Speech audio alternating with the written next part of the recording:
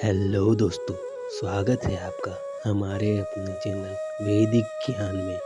दोस्तों, आपको हम बता दें कि हमारा चैनल मुफ्त का ज्ञान आज से हो गया है वैदिक ज्ञान।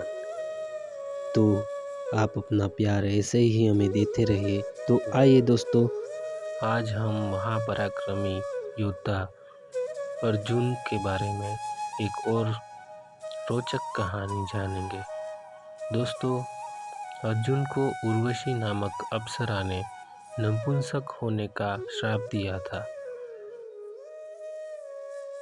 आइए जानते हैं कि अर्जुन जैसे पराक्रमी योद्धा को आखिर क्यों दिया उर्वशी ने नपुंसक होने का श्राप। तो दोस्तों, जैसा कि आप जानते हैं कि पराक्रमी योद्धा होने के साथ साथ अर्जुन बहुत ही शीलबंध और संस्कारी पुरुष था।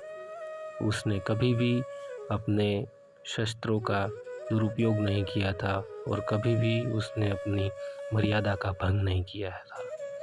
तो दोस्तों, आप सब जानते हैं कि इंद्रदेव स्वर्ग के राजा रियल में वास्तव में अर्जुन के पिता थे। तो पांडवों और कौरवों के बीच चलते वाद विवाद के कारण कौरवों ने पांडवों को द्रुत क्रीड़ा में गलत तरीके से हराकर उनसे उनका राजपाट छीन लिया था और साथ में उनको 12 वर्ष का वनवास और 1 वर्ष का अज्ञातवास भी दे दिया था। तो 12 वर्ष के वनवास के चलते अर्जुन को उसके भाई युधिष्ठिर ने बोला था कि आप जाओ और दिव्यास्त्रों की प्राप्ति करो और 12 वर्ष के वनवास के बाद 1 वर्ष का अज्ञातवास होगा और उसके बाद हम कौरवों से हमारे राज्य की मांग करेंगे। अगर वो राज्य हमें नहीं देंगे तो फिर हमें परिस्थिति के वश होकर और मजबूरी में हमें उनसे युद्ध करना पड़ेगा। तभी हमें उन दिव्यास्त्रों की और तुम्हारी धनुर्विद्या की बहुत आवश्यकता होगी। तो तुम जाओ और तपस्या करो और स्वर्ग जाकर दिव्यास्त्रों की प्राप्ति करो। तभी अर्जुन स्वर्ग जाते हैं और स्वर्ग में इंद्रदेव सभी देवों के साथ अप्सरा के नृत्य का आनंद ले रहे थे। तभी वहाँ अर्जुन दिव्यास्त्रों को प्राप्त करने के लिए वापस आते हैं और उनसे जाने की अनुमति लेते हैं। तब इंद्रदेव कहते हैं कि उन्हें गंधर्वास्त्र नहीं प्राप्त हुआ है और चित्रसेन गंधर्व से उन्हें गंधर्व वेद की शिक्षा लेने के लिए कहते हैं। तभी अर्जुन इंद्रदेव से प्रश्न करते हैं कि संगीत और नृत्य से एक योद्धा का क्या लेना देना। तब इंद्र कहते हैं कि कला दिव्यास्त्रों में सबसे सबल अस्त्र है। इस पर अर्जुन कहते हैं कि वो युद्ध के उपरांत एक कला सीखने ज़रूर आएगा, लेकिन इंद्रदेव उसे ज्ञात करते हैं कि अज्ञातवास आ रहा है और तुम अगर अभी इस अस्त्र को प्राप्त नहीं करोगे तो इसके आगे तुम्हें उसकी आवश्यकता पड़ेगी। अपने पिता इंद्र की बात सुनकर अर्जुन उनकी बात मान लेते हैं और अर्जुन इंद्रदेव की आज्ञा लेकर गुरु चित्रसेन के चरण स्पर्श करते हैं। गुरु चित्रसेन से अर्जुन नृत्य सीखना शुरू कर देते हैं। अर्जुन की इन कलाओं पर वहाँ की अप्सरा उर्वशी उस पर न्योछावर हो जाती है और इंद्रदेव की आज्ञा लेकर वो पहुँच जाती है अर्जुन के पास, जहाँ वो नृत्य और संगीत की कला सीख रहे होते हैं।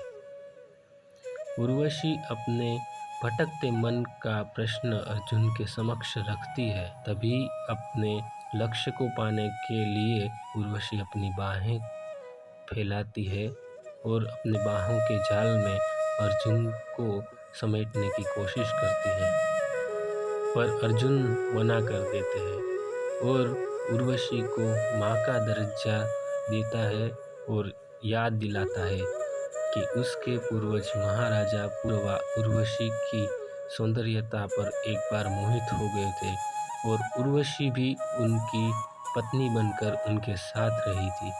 इसलिए अर्जुन उर्वशी में अपनी माता कुंती और माता माधवी का ही रूप देखते हैं। उर्वशी इस बात से बहुत क्रोधित हो जाती है और क्रोध में आकर अर्जुन को नपुंसक होने का श्राप दे देती है। उर्वशी अर्जुन को नपुंसक होने का श्राप देकर इंद्र के पास वापस आती है, जहां इंद्रदेव उसे कहते हैं कि उसने अप्सरा की मर्यादा का उल्लंघन किया है।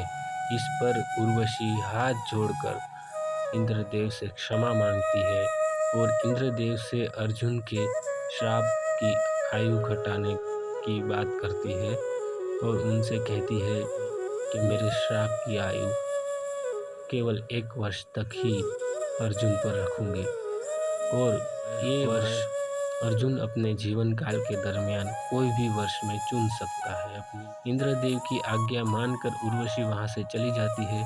तभी अर्जुन इंद्रदेव के पास आते हैं और इंद्रदेव से सारी बात बताते हैं और उनसे हाथ जोड़कर विनती करते हैं कि अब वो क्या करें।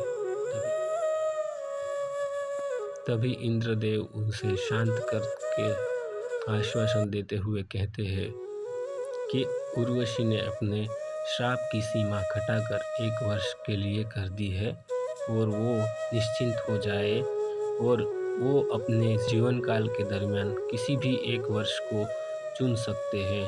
तब उसको जब भी उर्वशी के श्राप की आवश्यकता होगी और इस श्राप की आवश्यकता उसे अज्ञातवास में होगी। इंद्रदेव उसे ये भी कहते हैं कि ये श्राप उसे अज्ञातवास में काम आएगा और अर्जुन को वापस भूलोक जाने की अनुमति देते हैं।